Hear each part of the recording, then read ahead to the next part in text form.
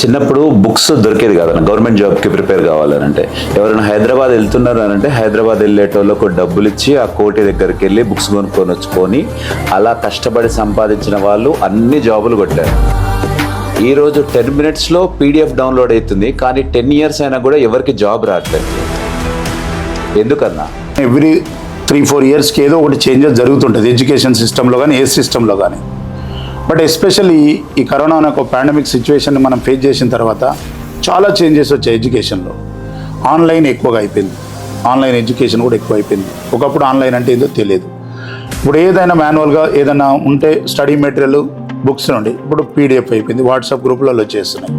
అంటే టెక్నాలజీ పెరిగింది, easy access వచ్చింది, హార్డ్ వర్క్ చేసే నేచర్ తగ్గిపోతుంది.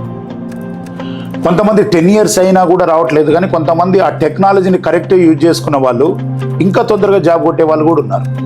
ఒకప్పుడు టెక్నాలజీ లేక లేట్ అయిన వాళ్ళు ఉన్నారు, ఇప్పుడు టెక్నాలజీ ఉన్నా కూడా లేట్ అవుతుందంటే హార్డ్ వర్క్ చేసే నేచర్ తగ్గిపోవడము.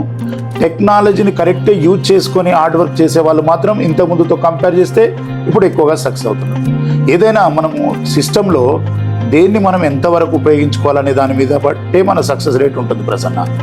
బట్ నీ దగ్గర ఎంతో మెటీరియల్ ఉంటుంది, కానీ నువ్వు మెటీరియల్ మొత్తం నీ ఫోన్లో ఉంటుంది, నీ వాట్సాప్ గ్రూప్లో ఉంటుంది, కానీ నువ్వు దాన్ని ఓపెన్ చేసి చదవనప్పుడు నీ దగ్గర మాన్యువల్గా ఉంటుంది, PDFగా ఉంటుంది. ఎలా ఉంటే మాత్రం ఏమి? ఫస్ట్ ఆ మ్యాటర్ అంతా నువ్వు దాన్ని ప్రిపేర్ కావాలి కదా. అది ఏ మోడ్లో ఉన్నా కానీ నువ్వు అయితే ప్రిపేర్ కావాలి. ఫైనల్గా ఎగ్జామ్ అటెంప్ట్ చేసేది నువ్వే కాబట్టి సో నువ్వు దాన్ని ప్రిపేర్ అయినప్పుడే సక్సెస్ అయ్యే ఛాన్స్ ఎక్కువ ఉంటుంది. టెక్నాలజీని వాడుకునేంత వాడుకుంటే మాత్రం ఎక్కువగా ఉంటుంది, సక్సెస్ రేట్ ఎక్కువగానే ఉంటుంది.